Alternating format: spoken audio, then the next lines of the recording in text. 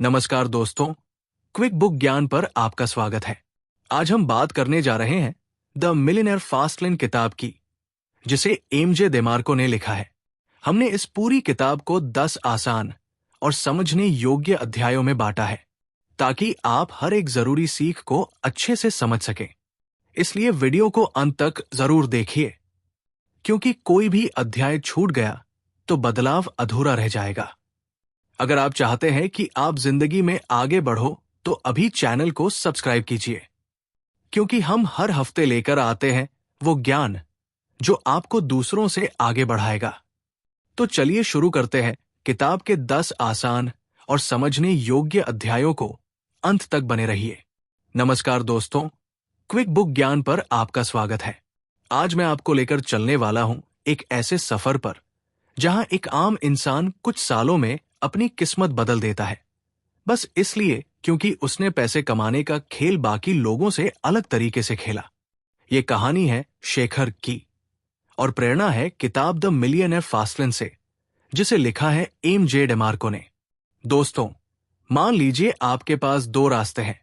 पहला, धीमी और लंबी सड़क जो आपको बूढ़ा होने तक मेहनत कराती रहे और अंत में हो सकता है आपको आराम दे। दूसरा, तेज, सीधा और छोटा रास्ता जिसमें मेहनत अभी करनी है, दिमाग लगाना है, रिस्क उठाना है, लेकिन मंजिल जल्दी मिलती है। आप कौन सा रास्ता चुनेंगे?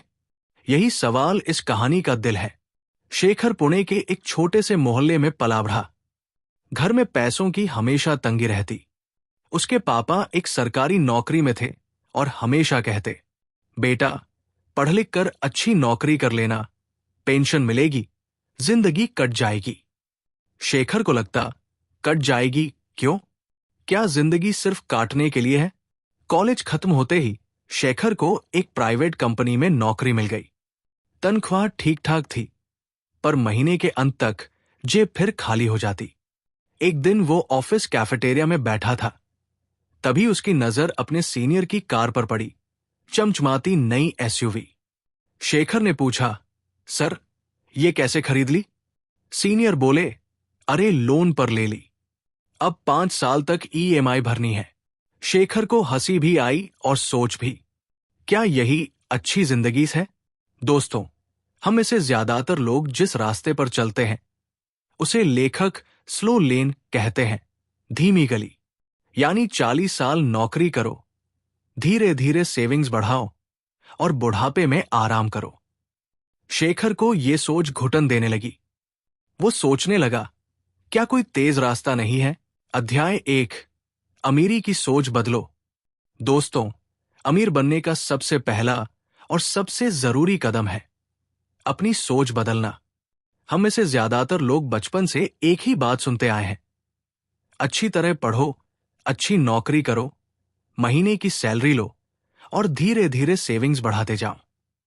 लेकिन ये सोच हमें उसी जगह रोक देती है जहां हम हैं। शेखर भी पहले यही सोचता था कि अगर हर साल थोड़ी थोड़ी बढ़ोतरी होती रहे तो जिंदगी आराम से कट जाएगी।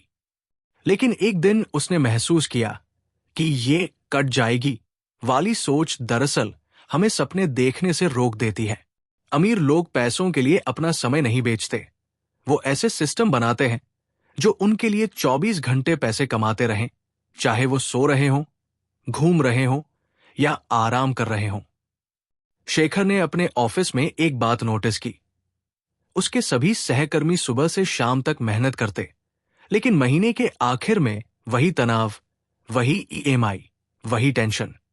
दूसरी तरफ कंपनी का मालिक साल में कई बार विदेश घूमने जाता और फिर भी उसकी कमाई बढ़ती रहती। यहीं से शेखर को समझ आया कि असली खेल है सोच का। अगर मैं भी मालिक की तरह सोचना सीख लूं तो मैं भी अपनी जिंदगी का खेल बदल सकता हूं। इसलिए पहला सबक यही है, अपनी सोच बदलो। नौकरी को ही जिंदगी का आखिरी मकसद मत मानो। अपने दिमाग को इस तरह तैयार करो कि वो ऐसे मौके ढूंढे जहां मेहनत सिर्फ एक बार करनी पड़े और कमाई बार बार होती रहे। किताब कहती है, अमीर बनने का पहला कदम है सोच बदलना। अमीर लोग पैसों के लिए समय नहीं बेचते, वे सिस्टम बनाते हैं जो उनके लिए पैसे कमाए। शेखर ने महसूस किया, जब तक मैं सैलरी पर निर्भर रहूंगा, मैं कभी फास्टलेन पर नहीं आ सकता। उसने अपने चारों ओर देखा। उसके दोस्त प्रमोशन के लिए चापलूसी कर रहे थे, ओवरटाइम कर रहे थे, जबकि असली मालिक कई छुट्टियों पर मौज कर रहा था। अध्याय 2, समय के बदले सिस्टम। दोस्तों, अगर आपकी कमाई का सीधा रिश्ता आपके समय से है, तो समझ लीजिए आप अभी भी उसी धीमी सड़क पर चल रहे हैं जिसे किताब में स्लो लेन कहा गया है। यानी जितना काम उतना पैसा। और अगर एक दिन भी काम नहीं किया तो कमाई रुक गई। शेखर की जिंदगी में भी यही हो रहा था। वो सुबह 9 बजे से शाम 6 बजे तक ऑफिस में मेहनत करता और महीने के अंत में तनख्वाह मिलती। लेकिन एक दिन उसे बुखार आ गया और वो एक हफ्ता ऑफिस नहीं जा सका। उस महीने की सैलरी में कटौती हो गई। तब शेखर को पहली बार गहराई से एहसास हुआ, मेरी कमाई मेरे समय पर टिकी है। अगर मैं काम करूंगा तो ही पैसा आएगा, वरना नहीं। किताब का संदेश साफ है। अमीर लोग समय को पैसों से नहीं तौलते। वो ऐसा सिस्टम बनाते हैं जो उनके लिए 24 घंटे काम करे। जैसे एक किसान खेत में बीज बो देता है और फिर वो बीज खुद ब खुद पेड़ बनकर फल देता है। किसान रोज बीज नहीं बोता, लेकिन फसल आती रहती है। ठीक उसी तरह एक सही बिजनेस या सिस्टम एक बार सेट हो जाए तो बार बार कमाई करता है, चाहे आप उसमें सीधे शामिल हो या नहीं। शेखर ने इस सोच को अपनाने का फैसला किया। उसने सोचा, मुझे ऐसा काम ढूंढना है जो मेरे बिना भी चले।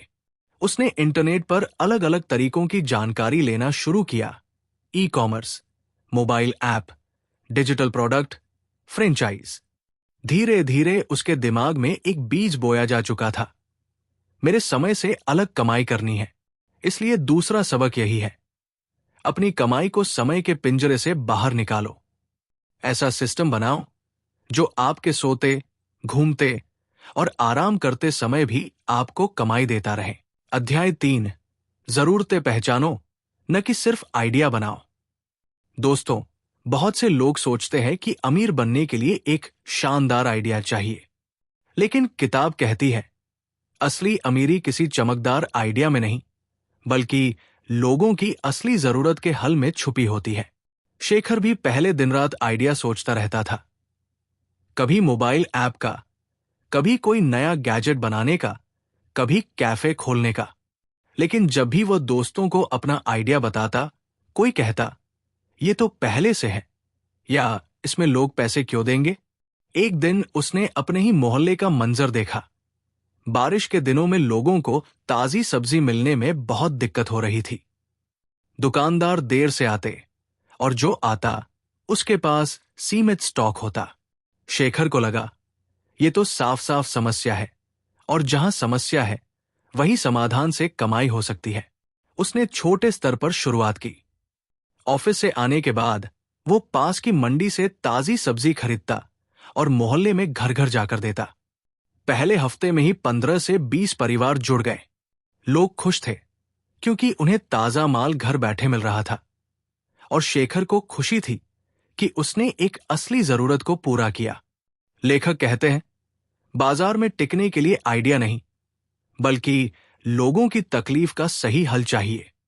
जैसे भारत में ऑनलाइन भुगतान आसान बनाने के लिए मोबाइल वॉलेट आए, या घर बैठे खाना मंगाने के लिए फूड डिलीवरी ऐप आए। ये सब सीधे सीधे जरूरतों के हल थे।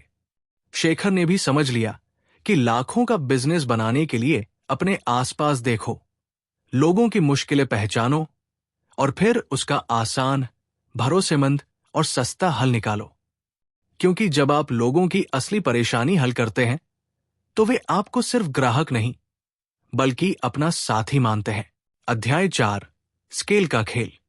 दोस्तों, जब आपका काम लोगों की जरूरत पूरी करने लगे, तो अगला सवाल होता है, क्या यह काम सिर्फ एक छोटी जगह तक सीमित रहेगा, या इसे बड़े पैमाने पर फैलाया जा सकता है?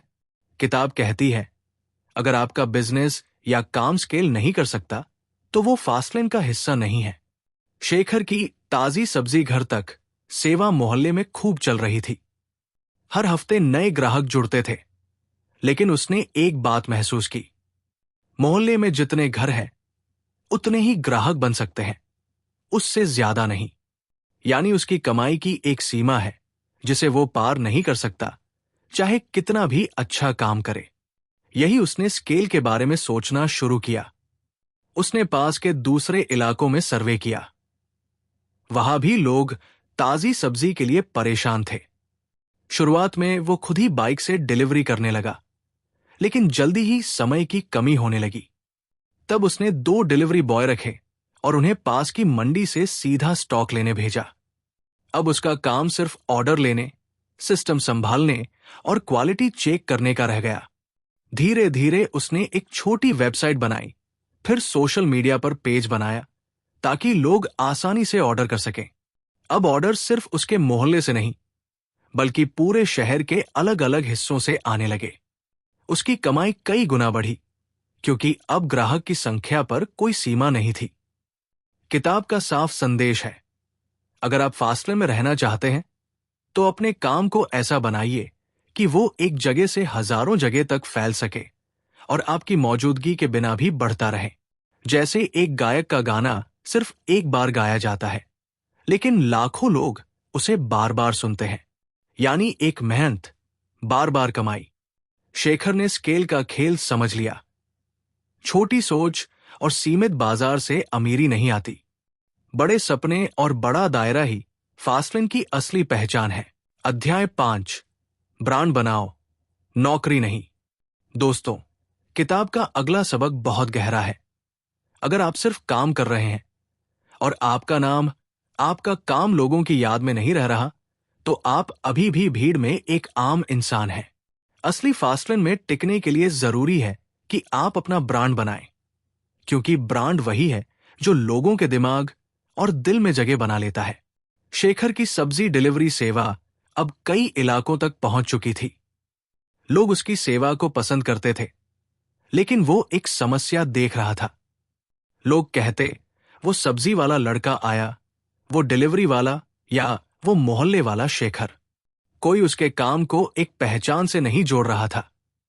तब शेखर को समझ आया कि अगर उसे लंबे समय तक बाजार में टिकना है तो उसे अपने काम को एक नाम और पहचान देनी होगी। उसने अपनी सेवा का नाम रखा ताजा ताजा। उसने एक सिंपल सा लोगो बनवाया, हरे रंग का, जिस पर ताजी सब्जियों की तस्वीर थी। डिलीवरी बैग पर भी यही लोगो छपवाया, डिलीवरी बॉय की टी शर्ट पर भी यही नाम लिखा। उसने एक व्हाट्सएप ब्रॉडकास्ट लिस्ट बनाई, जिसमें रोज ताजा माल की फोटो और ऑफर भेजता। कुछ ही महीनों में लोगों ने कहना शुरू कर दिया, भाई, ताजा ताजा से सब्जी आ गई क्या? अब वो सिर्फ एक व्यक्ति नहीं, बल्कि एक ब्रांड बन चुका था। और ब्रांड की ताकत यह है कि अगर आप एक दिन न भी पहुंचे तो लोग आपका इंतजार करते हैं। किताब कहती है, नौकरी में आप किसी और का ब्रांड बढ़ाते हैं, लेकिन बिजनेस में आप अपना ब्रांड बनाते हैं।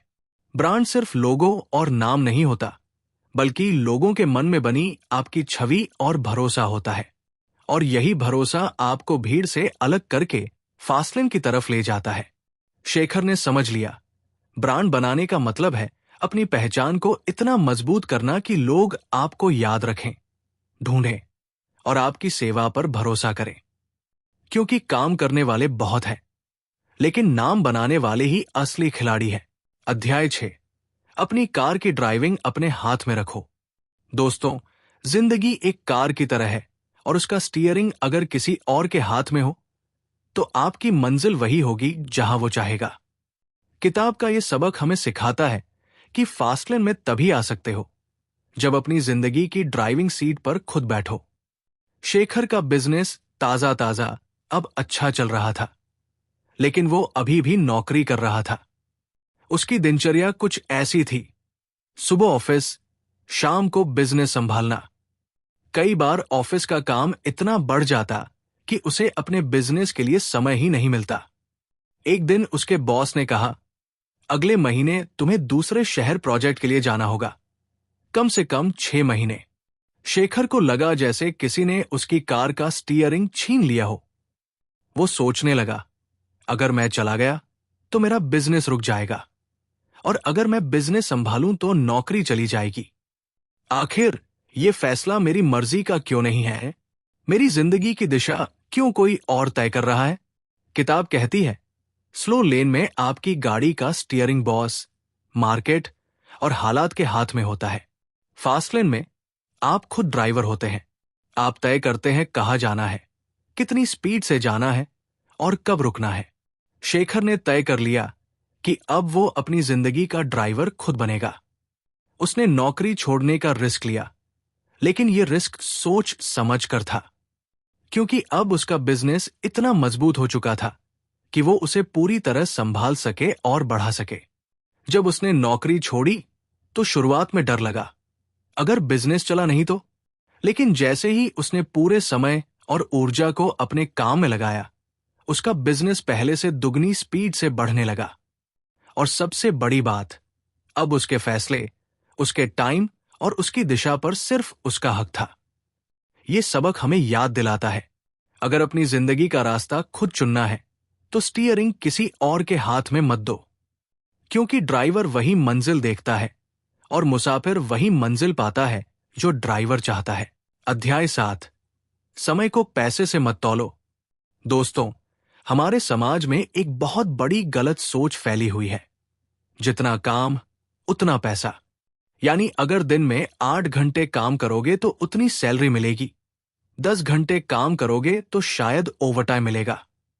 लेकिन किताब का 7वां सबक कहता है, अगर आप समय को पैसों से तौल रहे हैं तो आप अमीरी की असली राह से बहुत दूर हैं। शेखर पहले यही सोचता था, ज्यादा कमाना है तो ज्यादा काम करना होगा। लेकिन जब उसका ताजा ताजा बिजनेस बढ़ा और उसने सही तरीके से टीम बना ली, तब उसे एहसास हुआ कि अब उसकी कमाई उसके काम के घंटों पर निर्भर नहीं है। अगर वो एक दिन छुट्टी ले ले या कहीं घूमने चला जाए, तब भी डिलीवरी होती रहती, ग्राहक खुश रहते और पैसा आता रहता। वो कहने लगा, मैंने अपना समय बेचने के बजाय अपने समय से एक सिस्टम बनाया है जो मेरे लिए काम करता है। ये वैसा ही है जैसे किसान खेत में फसल बो देता है और फिर फसल खुद ब खुद बढ़ती है। किसान हर दिन खेत में खड़ा रहकर पौधे नहीं उगाता, लेकिन समय आने पर उसे फल मिल ही जाते हैं। किताब हमें ये सिखाती है, असली अमीरी तब है जब आपका समय आपके लिए काम करे, न कि आप अपने समय के लिए काम करें। आपके पास दिन के 24 घंटे हैं, लेकिन अगर आपने सही सिस्टम बना लिया तो आपके लिए हजारों घंटे एक साथ काम कर सकते हैं, चाहे वो आपकी टीम हो, मशीनें हो या इंटरनेट। शेखर ने इस सोच को अपना लिया। अब उसका लक्ष्य ज्यादा घंटे काम करना नहीं था, बल्कि अपने हर घंटे से ऐसा काम करवाना था जो बार बार कमाई लाए।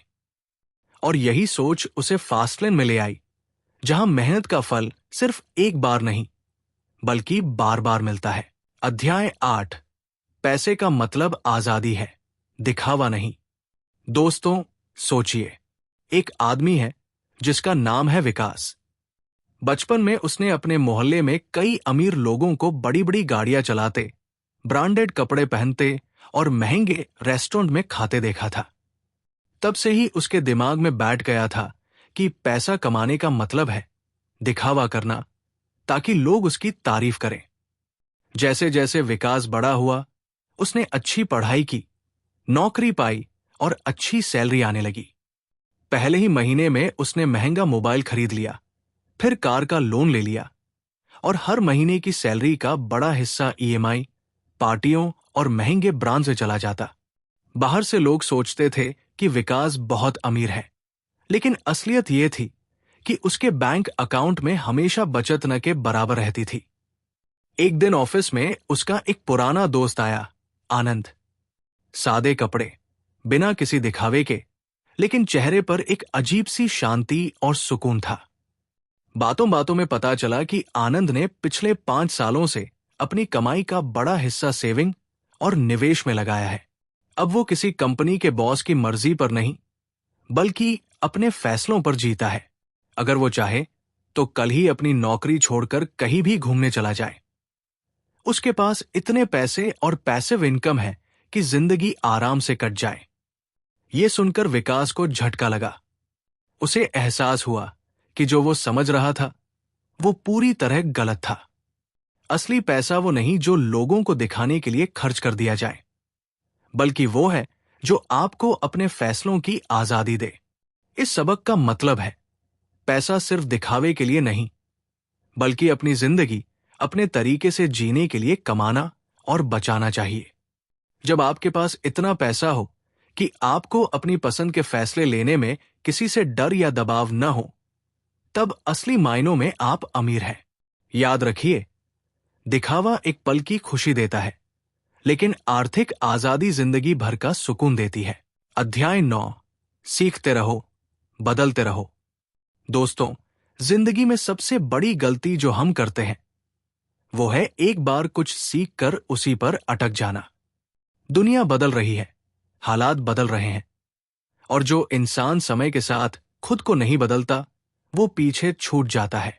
सोचिए, अगर एक पुराना व्यापारी आज भी उसी तरीके से कारोबार करे जैसे 20 साल पहले करता था, तो क्या वो सफल होगा?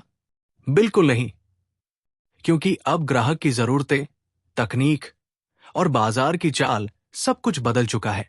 सीखते रहना सिर्फ किताबों से नहीं होता, ये होता है हर दिन अपने अनुभवों से, अपने आसपास के लोगों से और अपनी गलतियों से।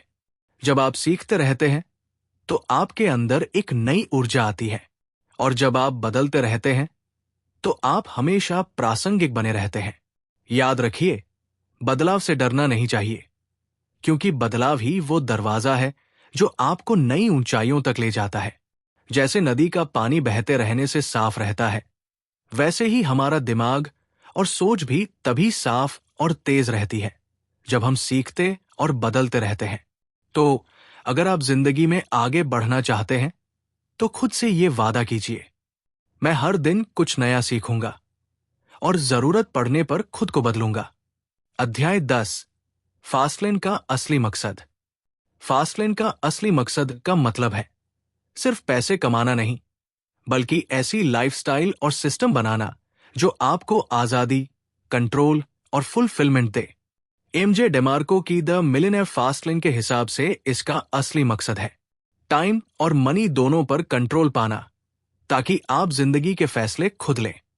वैल्यू क्रिएट करना, लोगों की बड़ी प्रॉब्लम सॉल्व करके रियल इंपैक्ट डालना।